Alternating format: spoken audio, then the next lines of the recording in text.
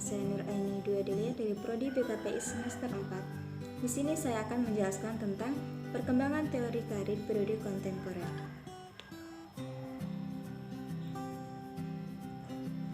Yang pertama yaitu teori konstruksi karir Mark Safikas 1947. Di sini saya akan membacakan tentang biografi singkat Mark Safikas. Mark Safikas merupakan Professor of Family and Community Medicine di Mercis, Ohio Medical University dan mengajar karir konseling selama 40 tahun di Kent State University. Ia juga telah menulis sekurang-kurangnya 80 artikel, 45 chapter buku, dan memberikan 500 presentasi mengenai konseling karir. Dan di sini karyanya yang terkenal yaitu Handbook of Career Counseling Theory and Practice 1996 bersama Beworth, Vocational Interest 1999 bersama Assepuken, The Handbook of Vocational Psychology 2005 bersama Beworth, dan jurnal-jurnal berjudul Career Construction dan Life Design. Nah, di sini Mark Safikas mempunyai konsep utama teori karir konstruksi, yaitu yang menurutnya pilihan karir merupakan produk konstruksi yang dibuat oleh individu dan bukan hasil tes-tes yang diberikan oleh psikologi. Profesional. Dan ia percaya bahwa individu selalu beradaptasi dan membangun narasi karirnya sendiri di setiap tahap perkembangan karir. Pembahasan teori konstruksi karirnya meliputi 4 area, yaitu yang pertama, kepribadian vokasional Holland. Yang kedua, tugas perkembangan karir super. Ketiga, dimensi adaptabilitas karir. Dan yang keempat yaitu tema hidup, life themes. Kepribadian vokasional Holland. Sebagaimana telah dijelaskan pada bagian sebelumnya, teori kepribadian Holland berbentuk heksagonal yang membagi seseorang dalam 6 tipe kepribadian, yaitu yang pertama realistis, investigatif, artistik, social enterprise, dan konvensional.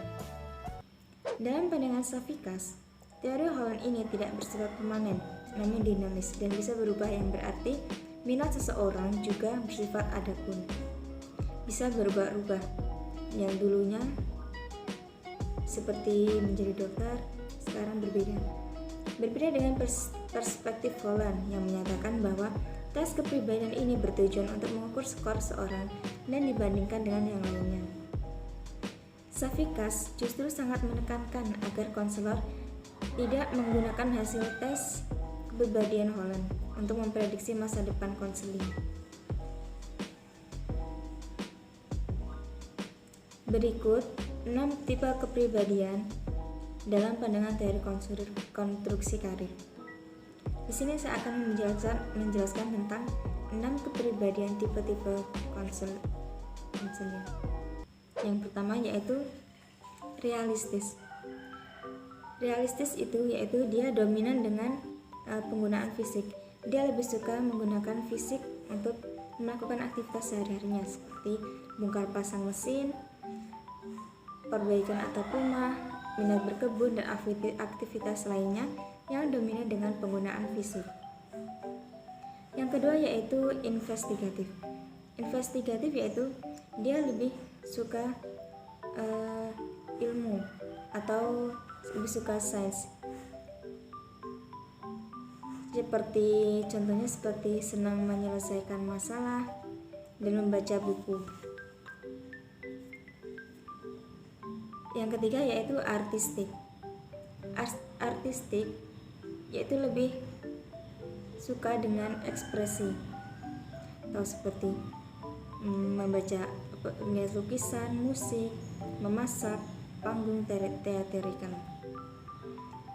Yang keempat yaitu sosial. Sosial yaitu dia lebih suka menimbrung dengan masyarakat atau lebih suka keramaian, tidak suka dengan kesepian. Yang kelima yaitu enterprise. Enterprise yaitu menghasilkan uang menjadi aspek paling penting dalam pandangan narasi konseling yang bertipe enterprise, seperti menjual, mengajak, atau mengelola orang lain adalah sebagian aktivitas dominannya. Yang keenam yaitu konvensional. Konvensional dengan tipe konvensional sangat senang bercerita tentang kesibukan di kantor, mengelola laporan keuangan, atau bekerja dari balik meja kantornya selama berjam-jam. Dimensi dalam adaptabilitas karir. Selain membahas fase perkembangan karir dalam perspektif konsep adaptabilitas karir, Safikas juga menekankan pentingnya proses beradaptasi itu sendiri. Adaptabilitas karir menjadi konstruk yang membantu individu menghadapi krisis karir selama fase perkembangannya.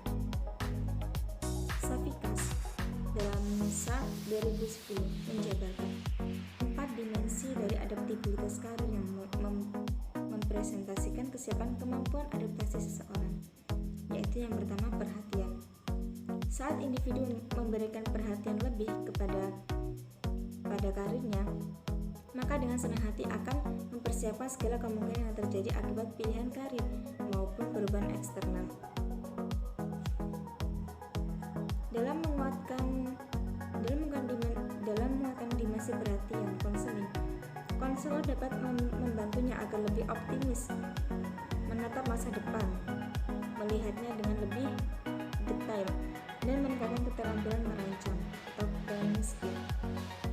Yang kedua yaitu kendali atau bisa dikatakan mengontrol diri. Di sini tugas konselor dapat membantu konseling dengan melatih keterampilan asertif atau mengembangkan metode pengambilan keputusan yang cocok dengannya, atau nantinya saya akan jadi seperti apa, apakah saya dapat mengendalikan masa depan saya atau tidak. Nah, di sini tugas konselor yaitu meyakinkan konseling agar dia itu yakin terhadap dirinya atau bisa mengendalikan dirinya sendiri. Yang ketiga yaitu rasa ingin tahu. Rasa ingin tahu ini penting dalam proses adaptasi karir seseorang, karena rasa ingin tahu membawa mereka pada kesenangan membaca atau berselancar di internet, keinginan mencoba berbagai hal, atau mengambil risiko pada pekerjaan bidang lainnya. Yang keempat yaitu rasa percaya diri. Nah, di rasa percaya diri ini sangatlah penting, karena rasa percaya diri ini dapat meningkatkan kualitas diri kita, yaitu cara melatihnya yaitu dengan melatih pada permasalahan kecil.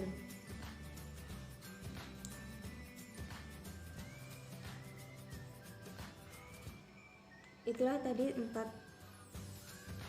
tema selanjutnya yaitu tema hidup. Konsep tema hidup ini diturunkan dari teori gaya hidup lifestyle Alfred Adler dan melekat kuat sebagai dasar teori konstruksi karir Safikas. Teori gaya hidup Adler memberi alasan bagi seorang atas pilihan karir yang diambilnya.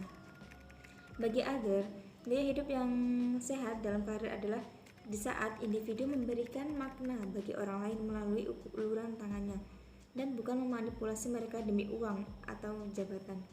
Maka makna dan tujuan hidup inilah yang menjadi refleksi gaya hidup atau tema hidup seseorang. Untuk itu, Safikas menitikberatkan peran konselor dalam membantu konseling menemukan makna dan tujuan dalam hidupnya. Terima kasih, mungkin itu yang dapat saya sampaikan. Kurang dan lebihnya saya mohon maaf. Saya akhiri. Wassalamualaikum warahmatullahi